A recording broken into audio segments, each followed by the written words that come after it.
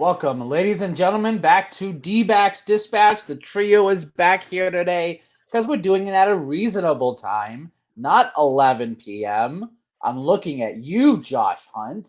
Yes, I'm calling you out, sir. But everyone, thanks for tuning into Dbacks Dispatch.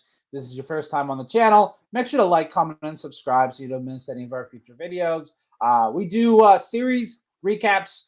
Occasionally, we do one on a single game, like last night, because last night was drunk at like a party on New Year's Eve. I swear.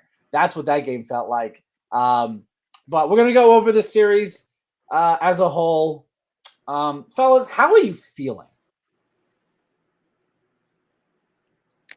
I am feeling like though my world is ending. Nothing, everything is meaningless. No, um, it's early. These are frustrating losses. I wish we could have taken the series from the Cubs, but they have probably a future Hall of Fame manager on their team, and these close games. I mean, he knows what buttons to push. I mean, he's been pushing it his whole career with the Brewers, and unfortunately, we weren't able to get it done. They made some moves today. Brought up J Mart, which I'm excited for. He did really good. Still got a few more moves in the bullpen to take care of, namely Matt Supply. But yeah, I mean, it is what it is. We just gotta regroup. Hopefully, take 4 from San Francisco. Right, they start the series tomorrow. So take what you can out of the division, especially, I guess. Brett? Yeah, I'm kind of the same. Like, it's definitely unfortunate. You always want, just like any sport, anything, you want to see your team win. It's unfortunate when they don't win. I mean, at least for me, I was, especially during the game and during work, a little overreaction and sad boy hours for an hour or two. But they're at least the silver lining is they're close games. Like, I believe every one of their losses they've had, going back to maybe when they lost to the Rockies like 7-3. Maybe even that one was 7-4. I don't know, but most of the losses have been 3 runs or less. I know we talked about that, I believe last night or on the other show. No, you did. They're in these games. They're close. It's not ending how we wanted a lot of them, especially with like how the offense can kind of get lulled to sleep. But I mean, I'm not really like panicking it at all. It's again, game 18 was today, or maybe 19. Like, we're still plenty early in the season. It sucks. You want to win these games, but it's not if we're not getting blown out, we're not, just absolutely shitting the bed everywhere. Like, want to see the defensive mistakes get cleaned up, want to see the offense kind of be a little more consistent, but it's not the end of the world. It depends on who you ask. I was seeing in some places online that they're like sick and tired of the same thing happening over and over. I'm like, y'all, it's game 18. Like, I get you get frustrated when this offense doesn't play well, but that comes and goes with the ups and downs of a baseball season. Every team goes through that where they have stretches where like it seems like everyone can hit. So it's not that shocking. Ryan, if you have a connect with Elon and you can send Jace to space, please do. Because dear Lord. Can I say something real quick? Without anybody getting mad? No. Lovello, after the game, he said, he had a quote about Jace, like, we got to get it figured out.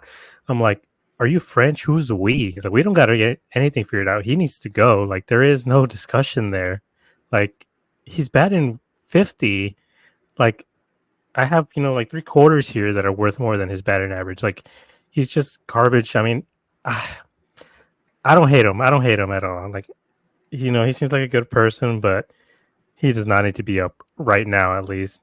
If you can, send him to Reno, bring up literally whoever. Bring up the ball boy in Reno. I don't care. I hope soon they bring up Colton Wong because they did sign him to play in Reno. He's been there, I think, like a week. He's looked pretty good. But let's just rip the Band-Aid off.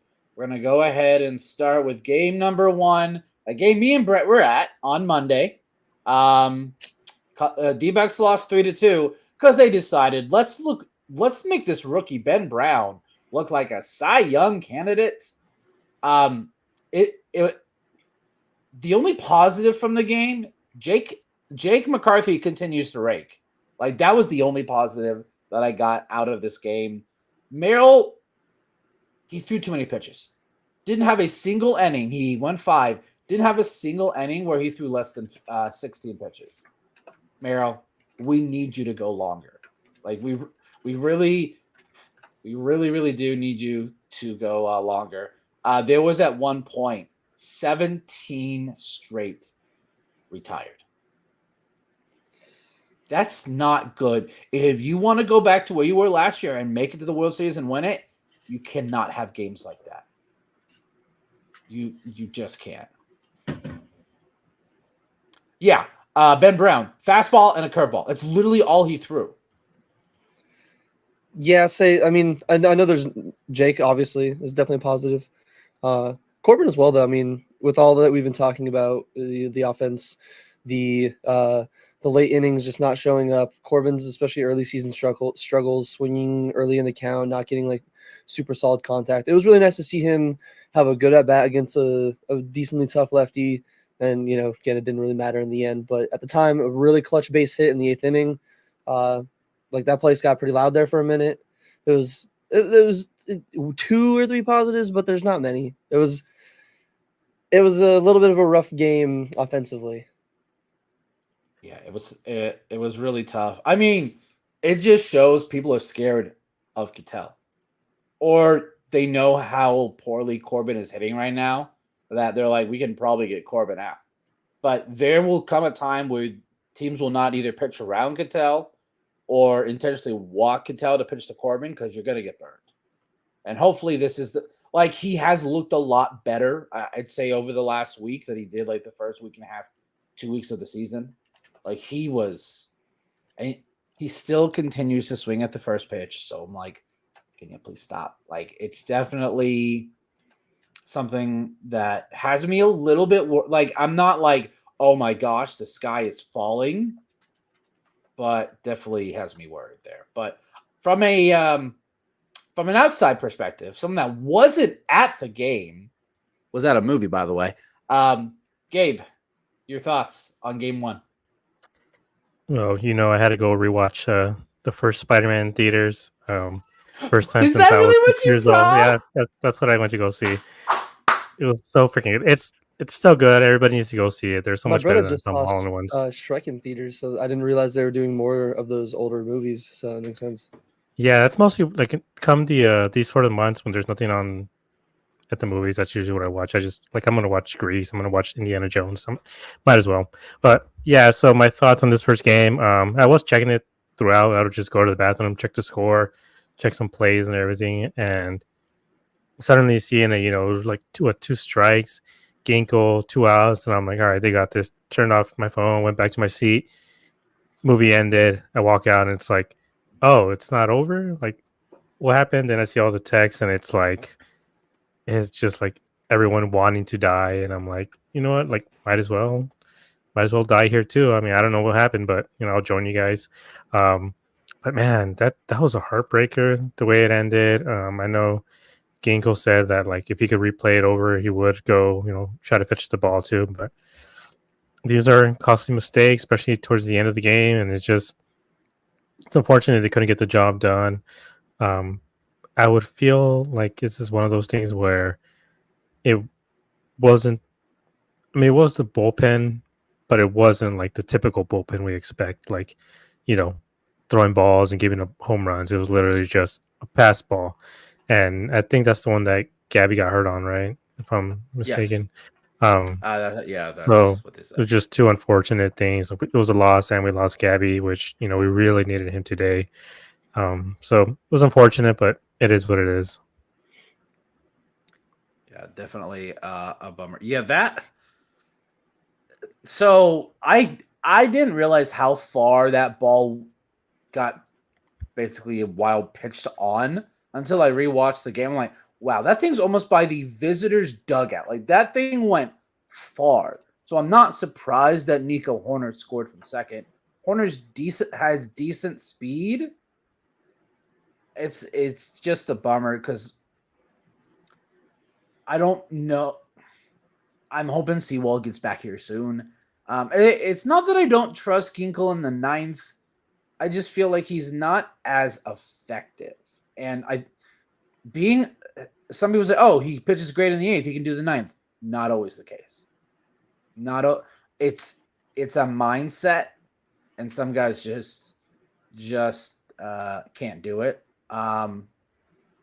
But the bullpen wasn't awful in this game. It could have we went Castro and he single and then walk. I'm like, oh dear Lord, this is about to get really bad. But he got the next two out, and Mantiply came in and got one guy out. So they were able to limit. It wasn't that bad. I was like, all right, maybe Castro's turning a leaf. No, it's just we should have been able to get one more in the eighth there when Corbin got in. So yeah, I think he can do it for a couple of games, but long term, it would be nice when Seawald's back. Yes, before we go into game two, I also last thing that I want to bring up again is Bryce was nice. I know he got the loss. I know that it's thankfully an unearned run because I for some reason just learned that the Ghost Runner does not count towards their actual ERA, which makes sense. Good. So unfortunate that he got the loss, but I mean the fact that the Cubs put across that run and the bases were loaded with one out still, and he was actually still able to get out of it without any more damage. It was just that's a tough situation for any reliever to be thrown in, especially 2 innings in a row of extra innings. And he did a really good job. So that pitch was that pitch was at his head. It's not like Bryce made a bad pitch down. Yeah, that thing was high. That thing he hacked at it. I mean, I don't know how he got it. I didn't. That thing was probably a foot at the top of the zone. The fact that Nico hit that, I'm like, okay, that's not on Bryce. When a guy makes a good pitch or a bad pitch like that, that's not hittable, and the batter does something with, I'm like, props to him. He's doing what he can to win his team the game. You can't blame the pitcher for giving up that hit. There's only a few guys that do that. Vladimir Guerrero Sr. was one of them. You can't. Yes. I forgot about that. Which still boggles my mind is that he was a good bad ball hitter. I was like, he wasn't a good ball hitter. How does that make any sense? But no. It was nice to see that Toy was given Bryce a high leverage job, and I feel like he did a really good job. He really did. Both teams' bullpens in this series got taxed bad. So any other thoughts on game one, fellas? Because game one was kind of boring. Okay, on to game number 2, which was an absolute shit show. You guys went over this last night. It was absolutely insane. I'm not saying that I predicted how Ketel Marte's playing this year, but I had a feeling after watching him in spring training, I was like, he looks like he hasn't missed a beat in the playoffs. He looked like he hit the ground running in spring training. I'm like, he's gonna have a good year. And so far it's looking good. This series, he had probably 8-9 hits in the series because he had 4 yesterday, right? And 3 today? I think he went 4-6 in game 2.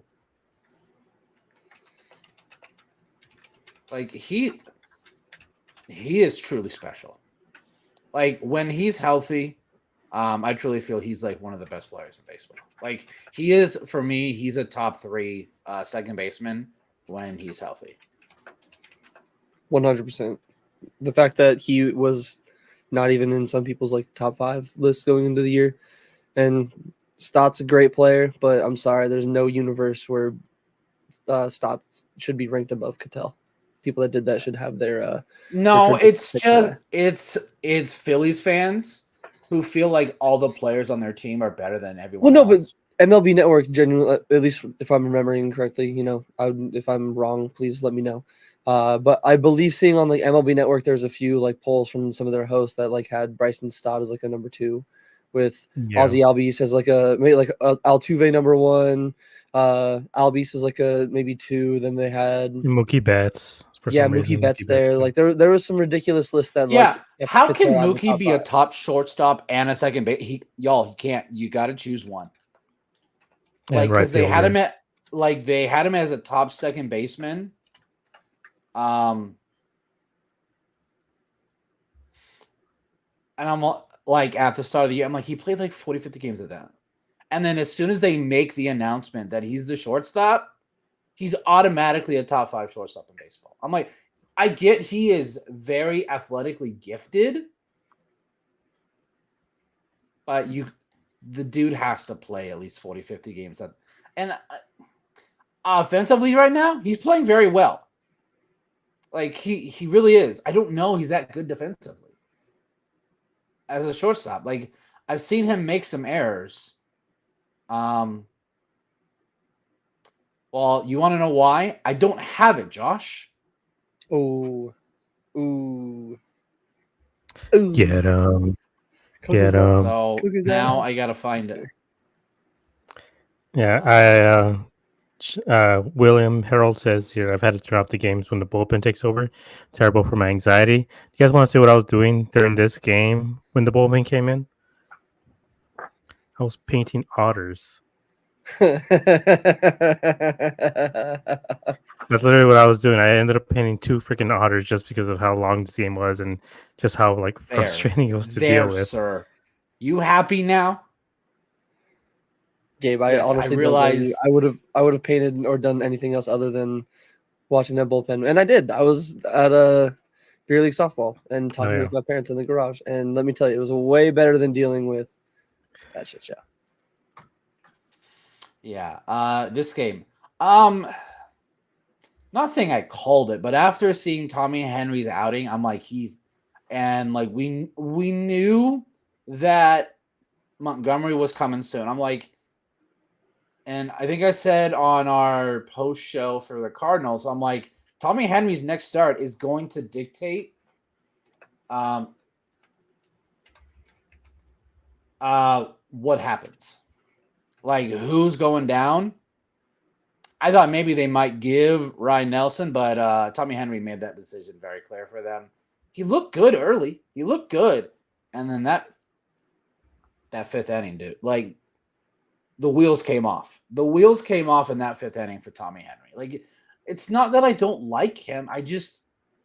He is very, like, pitch around the strike zone based. He doesn't throw fast. His breaking stuff isn't that great. So if it hits too much of the plate, he gets whacked pretty hard. And we saw it there in the 5th inning. I think they had, 4 or 5 hits in a row? Yeah, I know this might not be an exact 1-to-1 comparison, but for some reason watching him, and again, I like him. I think he's way better than the player I'm going to compare him to. But sometimes I just get like lefty Zach Davey vibes. We're like, yeah, you might get like 5, 6 innings maybe on one of these days and be like, not bad. But most of the time, there's going to be in each outing where he just gets rocked because again, he doesn't. I know it's not all about velo. Zach Gallen doesn't throw more than like 95, 96, and he still gets guys out consistently. But like he still misses bats with other pitches. Tommy Henry just doesn't have many of those like kind of pitches to miss many bats. Like I know it sounds mean. I'm not like. I think he has the ability to work on that and still improve on it. We've seen flashes of it, but I don't know.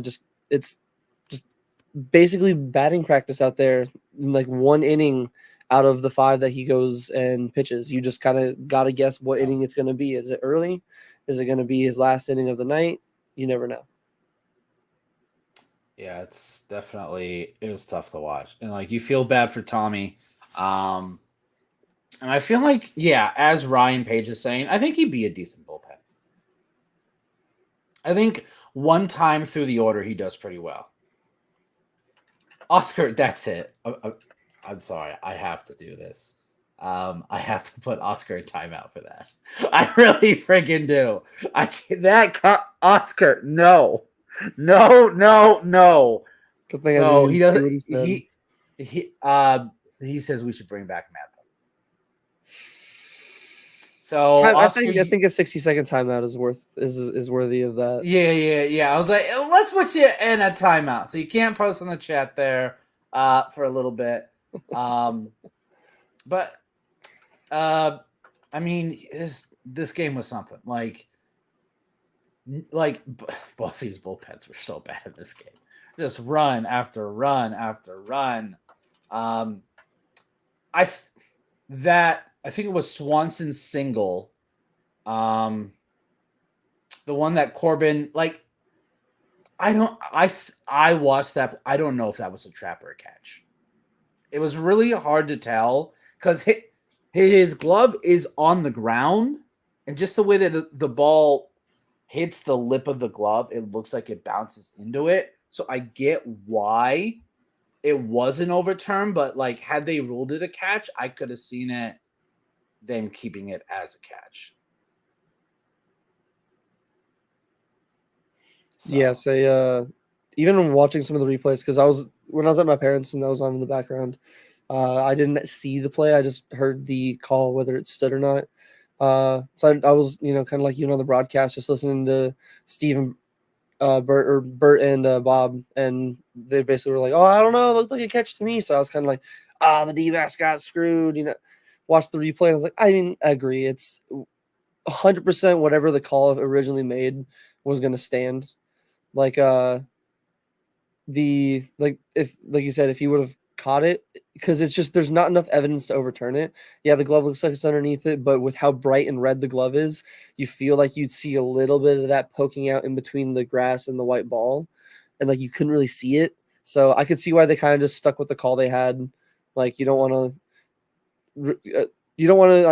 make it a super pivotal overturned call, and kind of have that be the focus on the game instead of the rest of the game, that went on.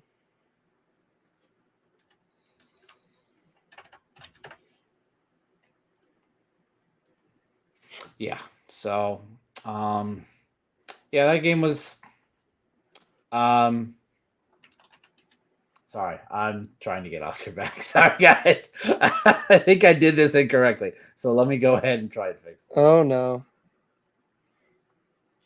Yeah, I mean, I think I said most of my thoughts yesterday about this. They had a lot of issues throughout the game.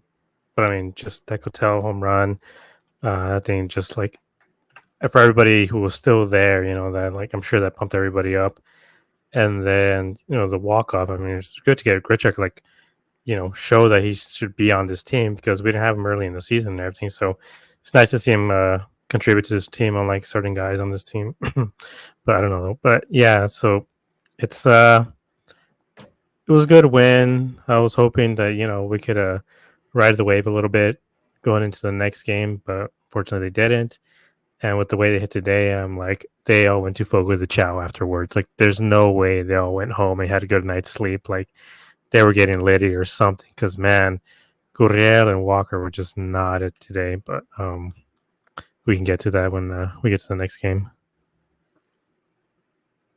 Yeah. So I'm just trying to figure this out. Did you like accidentally permanently ban Oscar? Yeah, make sure you text Oscar and let him know that we're trying to get him back. Like Oscar, if you're still watching, I'm sorry. I thought because it said put user in timeout, and I didn't hit ban user, so I think we just have to wait because I think it's like 3 to 5 minutes. So. Oh man, Oscar, I'm so sorry. I'm not doing that again because hopefully I didn't mess it up permanently because I'll feel so awful. Yeah. I'll feel so awful. Signed up for 300 seconds. Oh, okay, no, that's not bad. Yeah. Okay, so it's 3.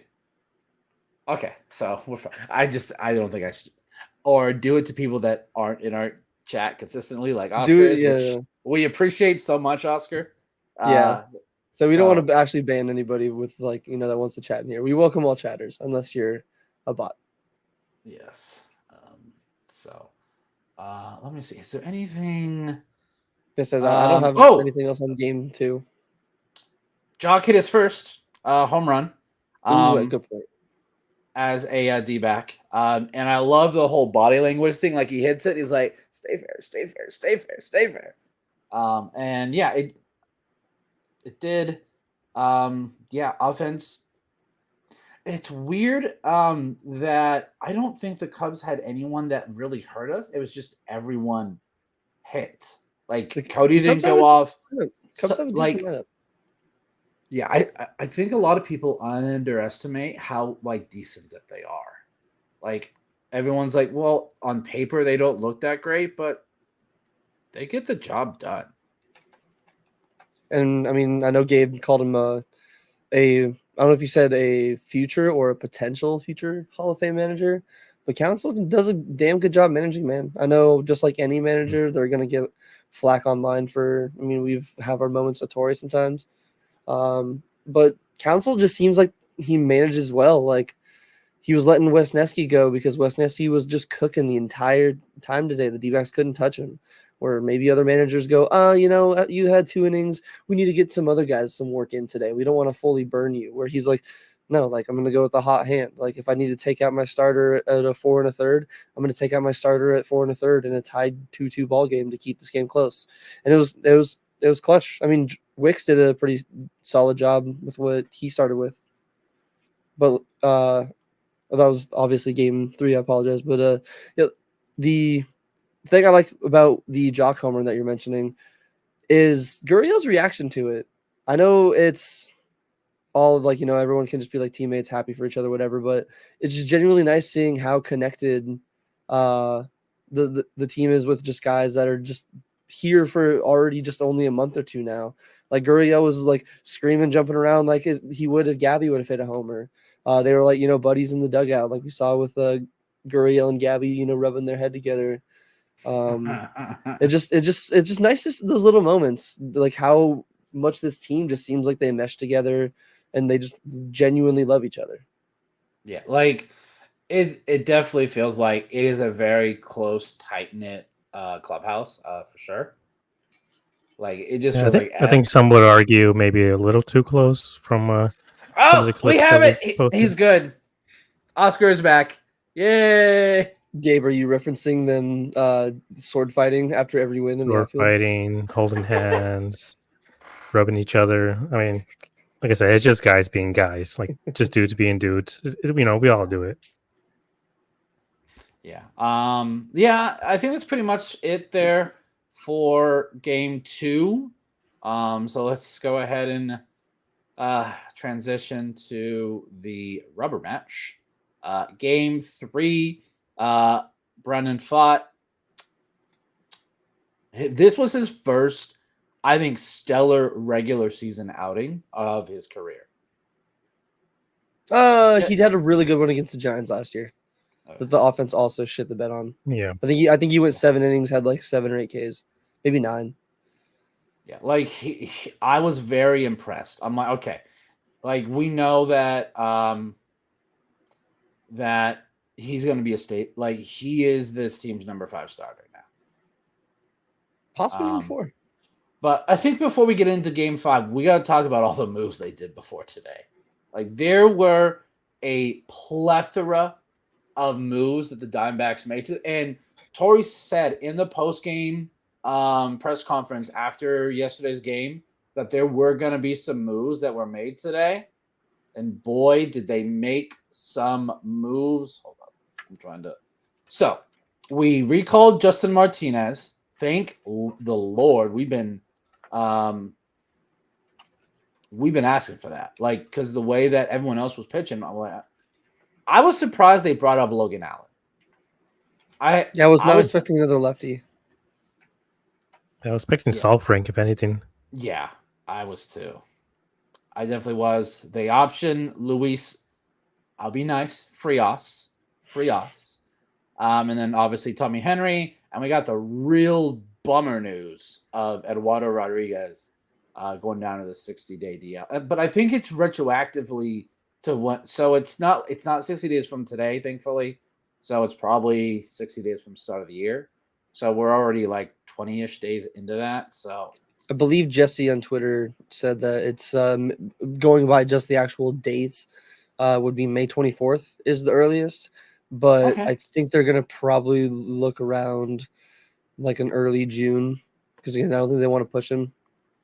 And they're gonna So, look for like an early June kind of thing. So like 2 months basically.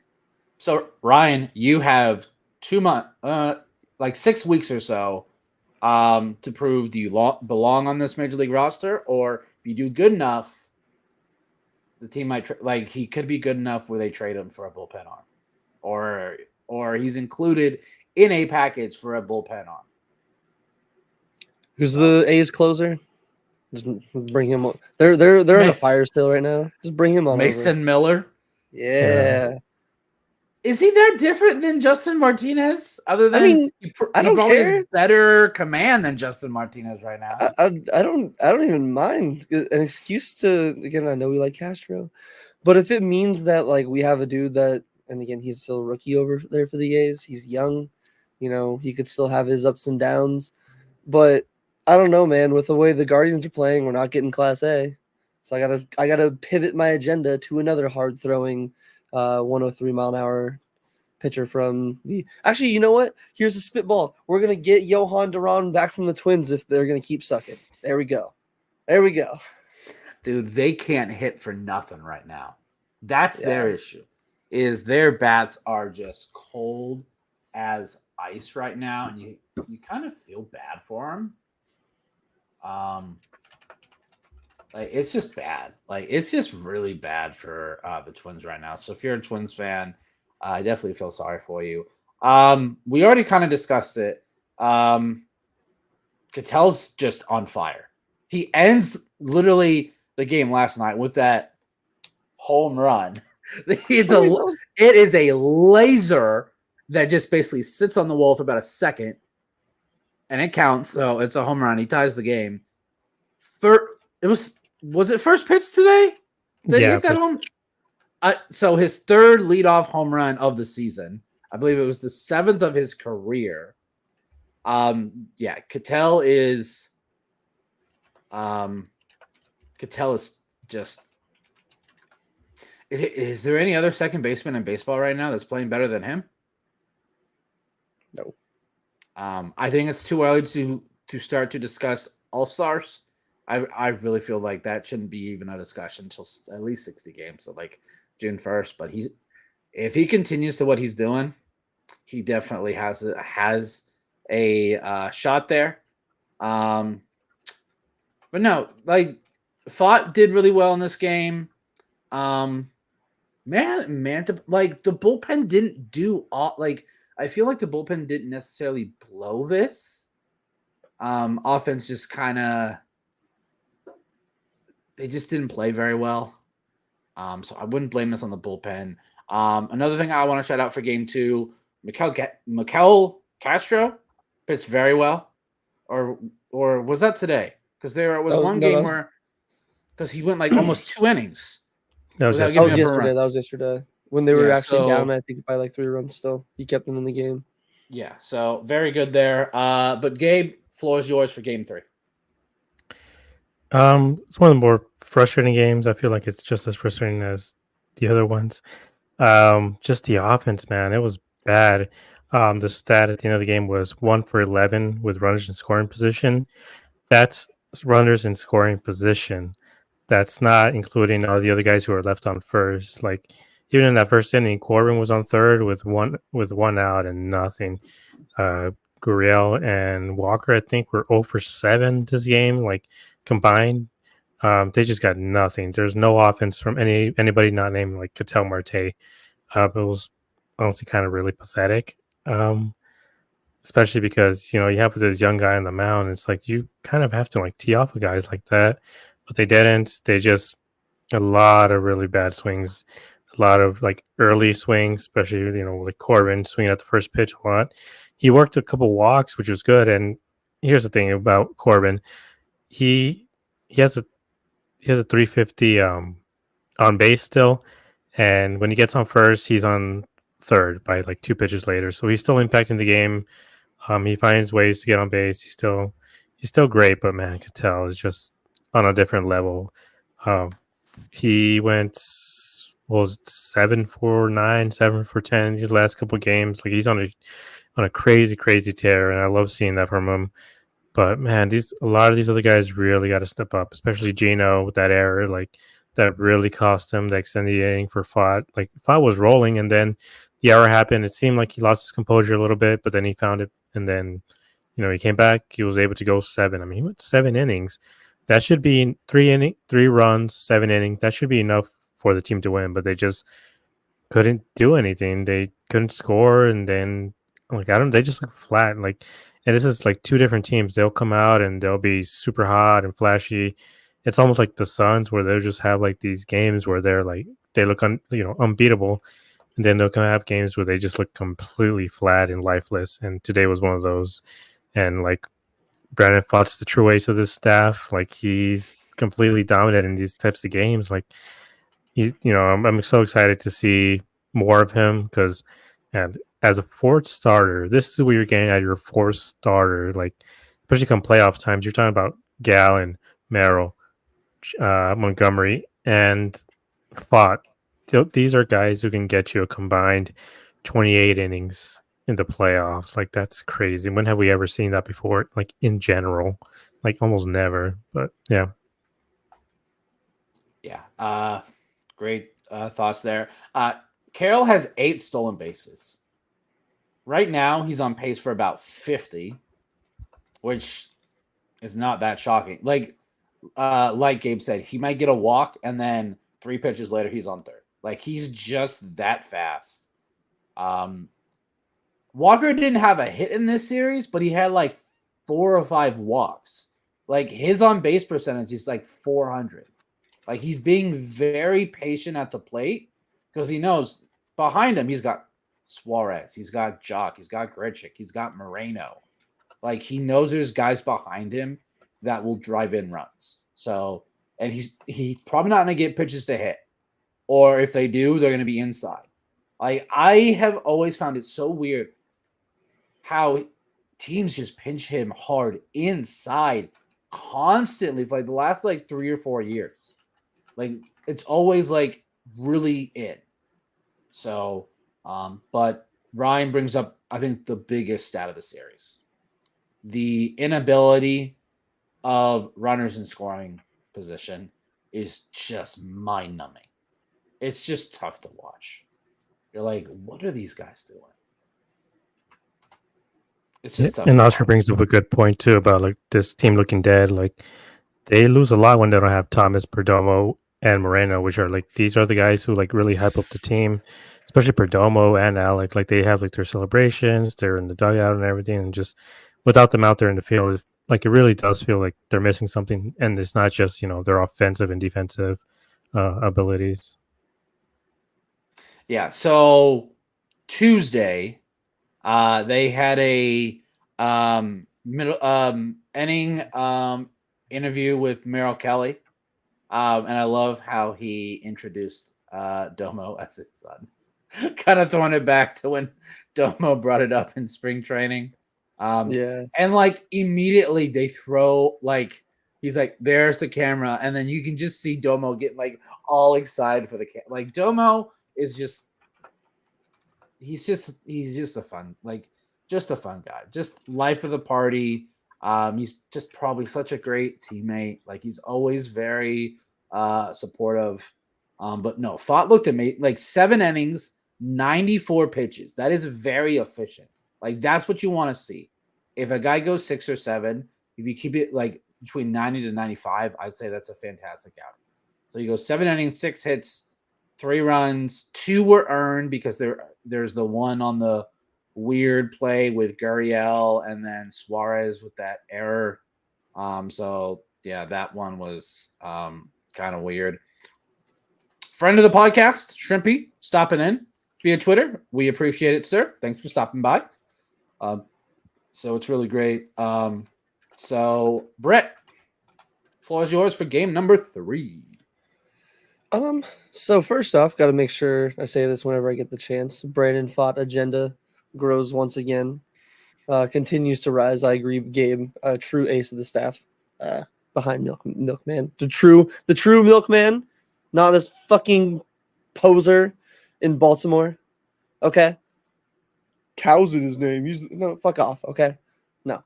But Spott's agenda continues to grow. No whiffs on his fastball today. The Cubs, I think that was one of his harder hit pitches. He threw, it seemed like a decent amount of sinkers.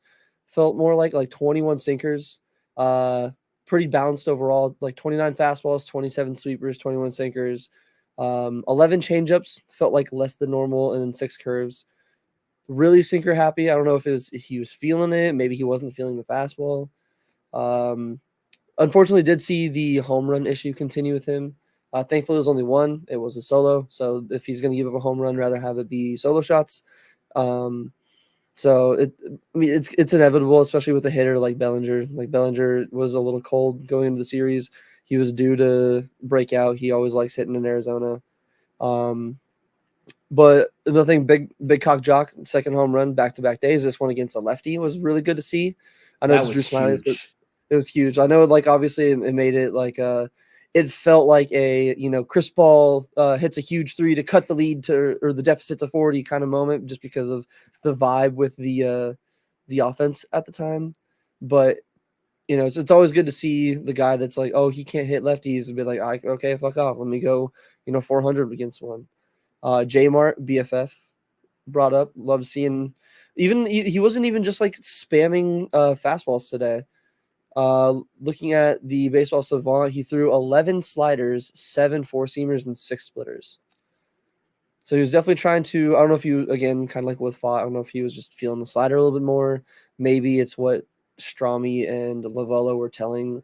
Hey, we want to see you throw this pitch more. We want to see you get more control of this pitch. Not too sure, but he was really solid in the short outing. I wish they would have brought him in a little sooner, maybe when the game was still 3-2 instead of 5-2.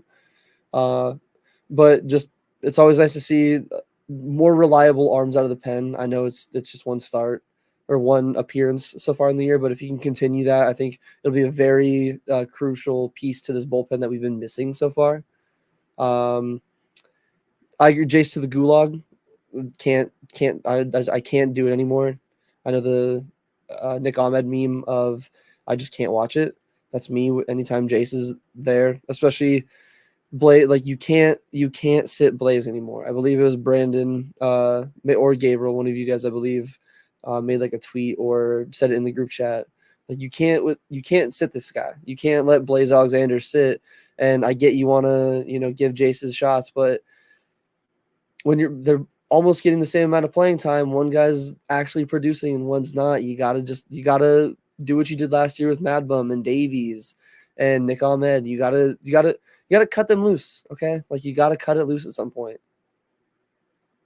Yeah, yes. Blaze is hitting 310 and Jace is hitting 1/10 of that. Or 0.53. 1/6 of that. 0.53. Yeah, so I think Kevin Newman has done a decent job where he will be the shortstop until Domo comes back versus righties, which I'm okay with because Kevin Newman has done decent. Like, it's not like it's a little bit of a drop off the way Blaze has been playing. Blaze actually had a good series defensively. He made a really good play last night it was a great play overall. Like, Christian makes a great play. Christian's been making so many great plays lately, and he just shrugs it off like, yep, that's normal. Like, he just makes these I know everyone loves Goldie, and I know how important he is to this franchise, but it might be recency bias or fresh in my mind, but I think Walker is a better first baseman. Yeah, I feel like that way too. I really love the way Goldie played first base, but just seeing Walker, it's like literally any ball that goes anywhere near him, he gets, and I just like how it's like, watching prime Nick Ahmed, where just every ball that was hit anywhere near him, you would get, and you're like, how did he do that? Like, it's like a tractor beam. Like it gets close, he's got it. Like, there was a play, what was it, Tuesday, pop up like right in foul territory. He didn't know where it was, and Cattell's like, oh, I found it. It was funny because Cattell caught it like right at his waist. Like he's like, oh, that's where the ball is. Like it was the one time I'd seen Christian like struggle on a pop up, but Christian is like he's like a vacuum over there. Like he just makes these plays, just make looks and like Blaze was very acrobatic with his play too. Like it was just insane. So Yeah. I definitely want to see. Like we know lefty on the mound, Blaze is in. I think they've established that. Whether and it's going to be as DH because they're going to put Grichuk in right field. And I think with Roddy on the mound, it's going to be Jake and right until Alec gets back. I think once Alec gets back, then we're going to see what Torrey's going to do. Because I think Jake has done enough that Torrey needs to give him playing time. Jake is hitting very, very well right now. He didn't play today, but I think he's batting like 260, 270 or something. So like I think Jake is doing very well. I'm very pleased with Jake. Jake literally had the only hit for this team on Monday for about 2 hours. When no one else chose to hit, like he got that hit in the second to give us that 1-0 lead. In 36 at bats, he's hitting 278. It's not getting on base outside of his hits. His on base is only 297. Gabe, any final thoughts on Game 3? I just wish we had it back. These are the games that we want to win, and unfortunately, we didn't win them. And hopefully, we do a better job tomorrow.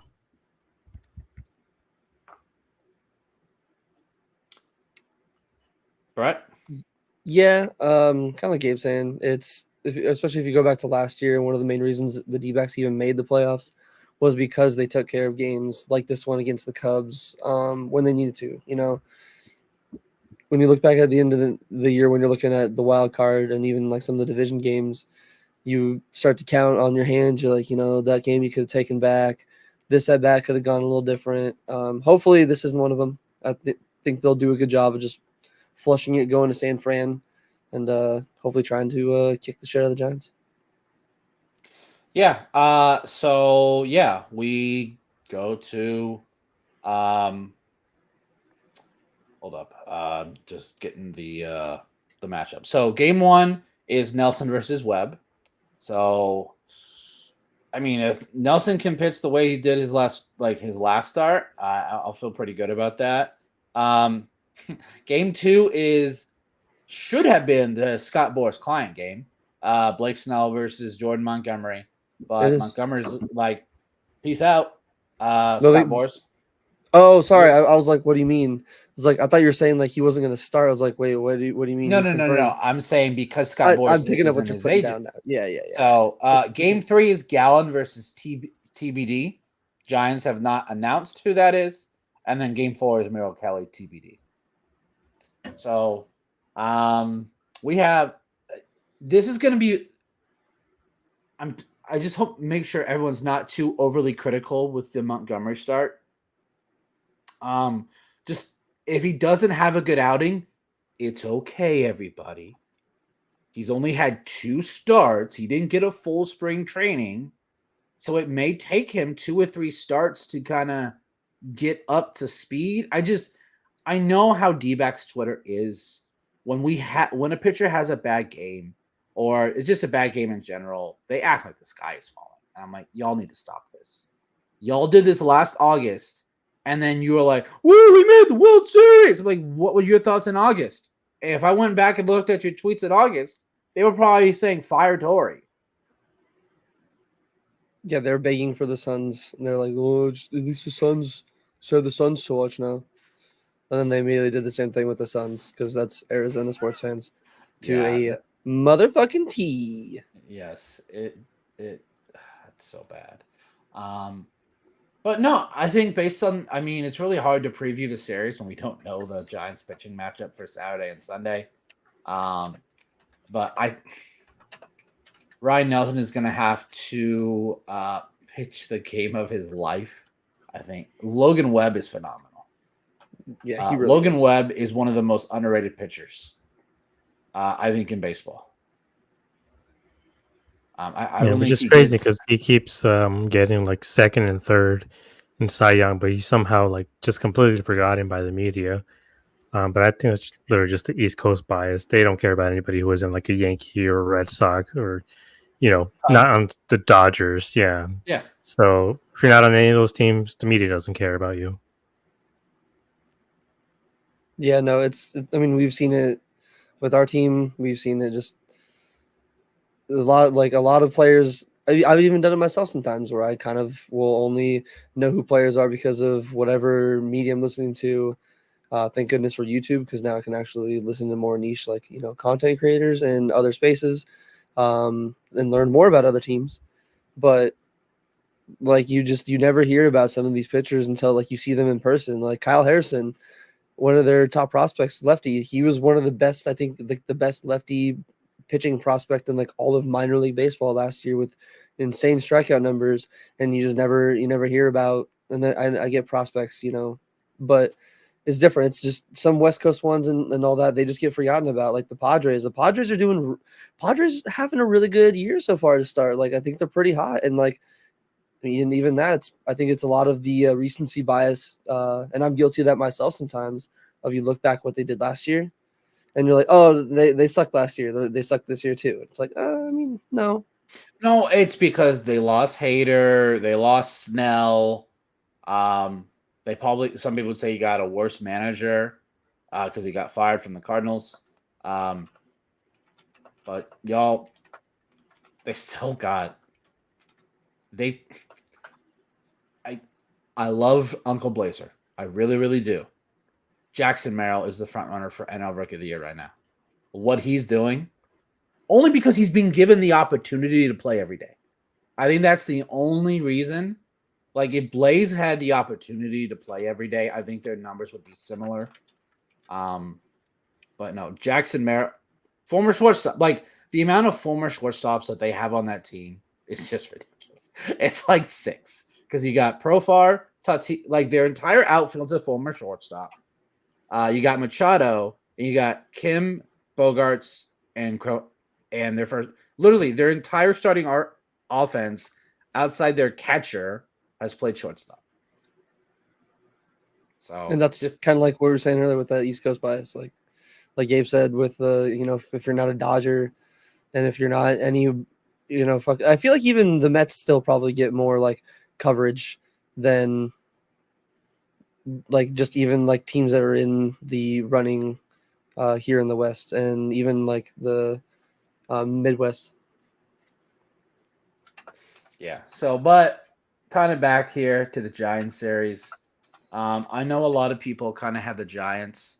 Some people predicted them going second, because I think a lot of people weren't buying into the Dbacks at the beginning in spring training. Like, they thought they got lucky on their run. I'm like, it's not like the Dodgers and Phillies were injured. They just played better. So, but like, everyone's like, Giants had a good offseason. But what is Matt Chapman had a good first week. He's batting like 200 right now. Soler's been playing pretty well. Jung-Ho Lee has been okay. So, yeah, I don't know what we're gonna get out of this series. I know Logan Webb's gonna be tough to go up against tomorrow. Snell is kind of in the same spot as Montgomery. They just started playing baseball again like a month ago. So they're both probably pretty rusty. So that game will either be 2-1 after 6 or 7-6 after 6. There's no in between. It's either no offense or lots of it. So, but I still think the D-backs, it's either going to be a split or D-backs win 3-1. I think offense will. We aren't going to see a lot of homers because it's San Francisco, and it's just hard to hit the ball out there. So, Gabe, any, I guess, preview thoughts on Giants D-backs? I've been saying it this whole time, but I'm expecting a series win at least. Because we can't come out tied, especially with the pitching matchups that we have. We have our two aces. We have Fago, Nelson. I mean, that Nelson. one's a bit of a toss up, yeah. So I'm expecting, at least to be able to give them a good. I would hope a bit of a beating too. Like get some of these guys right, get some hard hit doubles and triples. Like they need to get their confidence back desperately right now. So hopefully they're able to do something. And like Oscar says, enough with the lefties. I'm like, it's bad. Like I want to every see time. Jock play, y'all. And yeah, I mean, the Giants are a good team for the most part. They've been having their early struggles, but they're going to turn it around at some point. They're going to be competing against us. So, it's early, but still a really, really important series because this could end up determining the wild card position. So they have to win. They have to at least get the series win out of them, and then come. Well, I mean, they're going to St. Louis after this, and so you want to be leaving San Francisco with your head held high with the series win, especially with the tough schedule. Yeah, we have what is it, like a 12-day road trip coming? Let me take a look at the schedule here. So yeah, 10.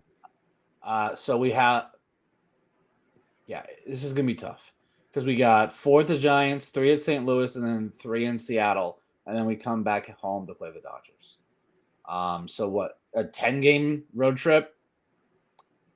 Anything less than 6-4 is a disappointment to me. Yeah, So, I mean, with the Mariners also kind of being up and down, Julio being cold. So yeah, like if they can go 6-4 on the road trip, be fantastic. I mean, more would be is icing on the cake for me.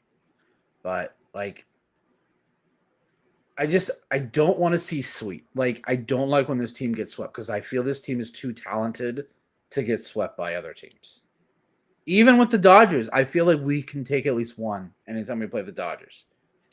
Like Braves, for example. My man Shug here in the chat. I wonder if Otani will have the over or under on your next 10 games. Who knows? Who knows? I'm trying to go to one of the. I'm going to try to go to one of those Dodger games for sure.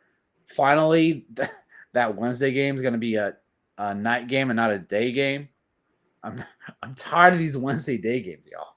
It's only been like 3 weeks, but I can't stand it.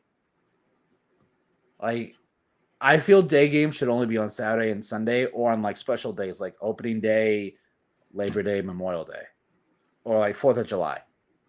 Any other day, I feel like should be a night game. Unless it's a Saturday or Sunday. So, I kind of like I like day games, honestly.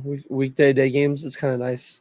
Request off the day from work, go down to the ballpark. It's just some of us can't do that, sir. Oh, I know, but still, it's also nice for the those Wednesday day games are great for especially like little leagues and some of the youth programs. Like those are one of the better like times for them to organize something to go down there. So it's always nice to have them every now and then.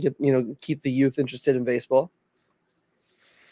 All right, so we got bold predictions here. I'm trying to think of mine. Jock hits a McCovey Cove blast. He did play for the Giants for 2 years. He is a lefty. It's a lot easier to hit it there in McCovey Cove. And I'm pretty sure both home runs that he hit the last 2 days would have been in the Bay in San Francisco. I'd have to go look back at StatCast, but I'm pretty sure those are both home runs there. So that's my bold pick. Brett, your bold pick for the series? Man, that's kind of a tough one. I'm gonna say Corbin gets it going. I think we're gonna see multiple multi-hit games out of him. Maybe even a few a few triples. Take advantage of triples alley. Not a bad one. So yeah, Jock's home run today is a home run in every ballpark. So that's not surprising. Let me look at yesterday's. According to Baseball Savant, which is a freaking gold mine, y'all. Like anything you want out of there is interesting. Cattell's home run would have been in 25 to 30 ballparks. It wouldn't have been one at Oracle, that's for sure, with that wall there. So where is Jock's home run? Hold up here. Gabe, you got any bold picks for the series? I mean, since you're saying it already, I'll get Cattell hitting a homer into McCovey Cove as a right-handed bat against Blake Snell. He's probably going to throw a changeup outside.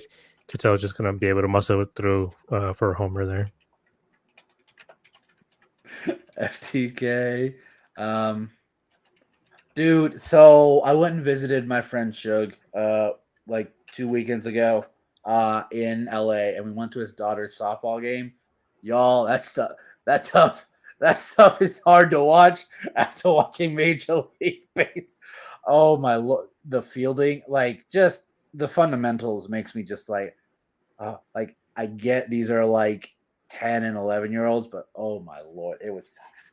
Yeah, I used to umpire. I think it was like right after I was too old for Little League, and I was like still in my really just anything baseball phase. I was like, I want to learn how to umpire, so I went to umpire school, did the whole nine. So when I came back to Arizona and would do it for the Little Leagues by me, when I was any home plate game, I would give them an easy like ball, maybe ball and a half outside of the plate because like, hey man, I already know how tough it is for sometimes high schoolers to even control like getting it in the zone. Or if these little 12-year-olds are getting it anywhere near the plate, I'm ringing them up, dog. This is not Greg Maddux versus Randy Johnson in a game where we need to have a perfect zone. Like no, we're out here to get the kids interested in baseball.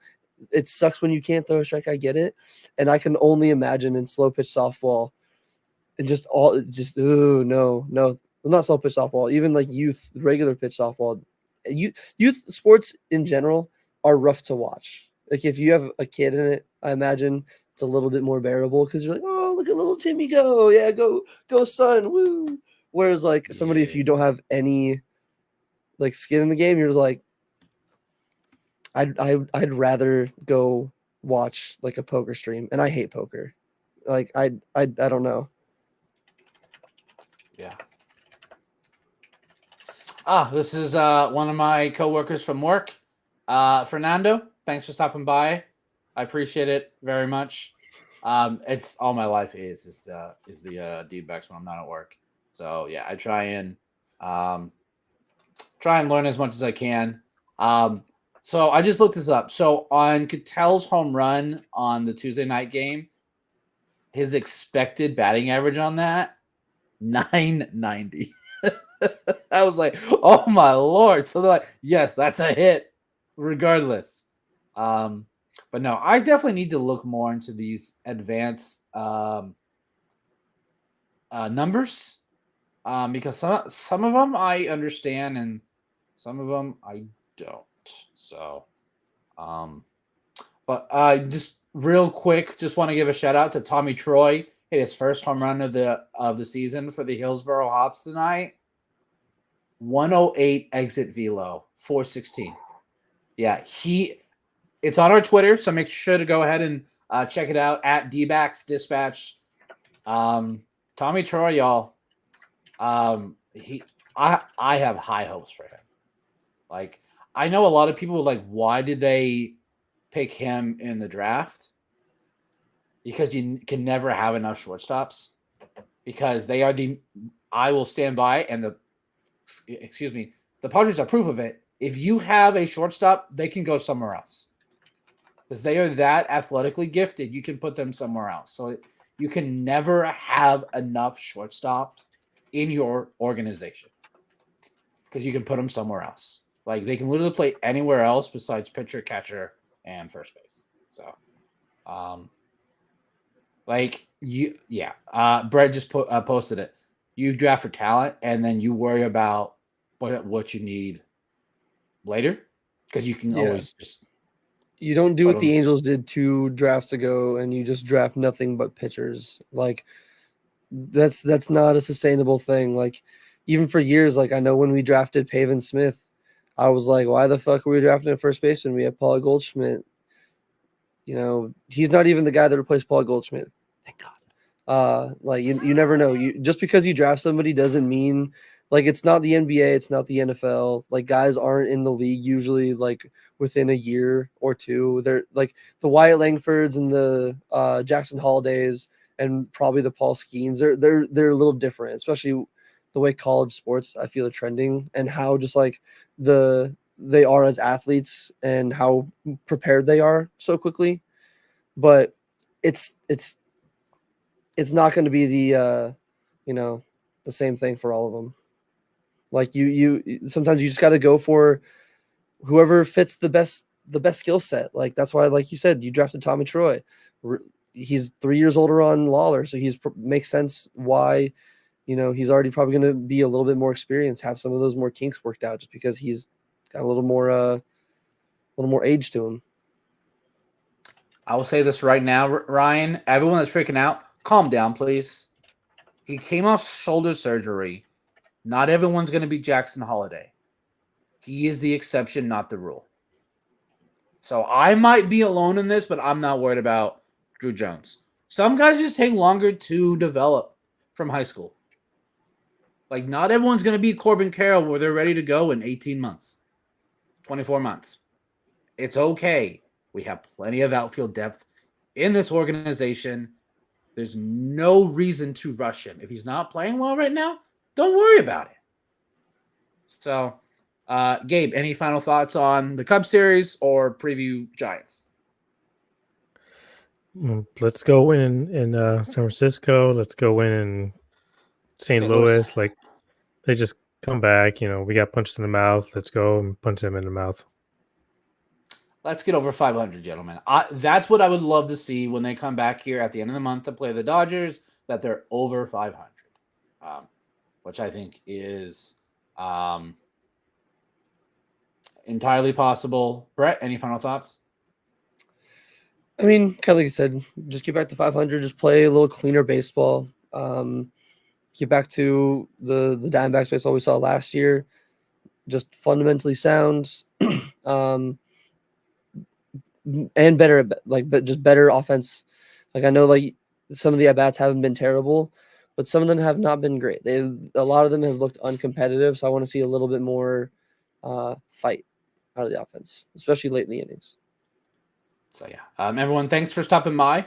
If you have not yet, make sure to like, comment, and subscribe. Make sure to hit that notification bell so you do get notified whenever we go live. We'll be going live here after this Giants 4-game series, so we got a lot to talk about. Hopefully, we're talking about a Jordan Montgomery win in his first start. That would be amazing. We'll see y'all next time.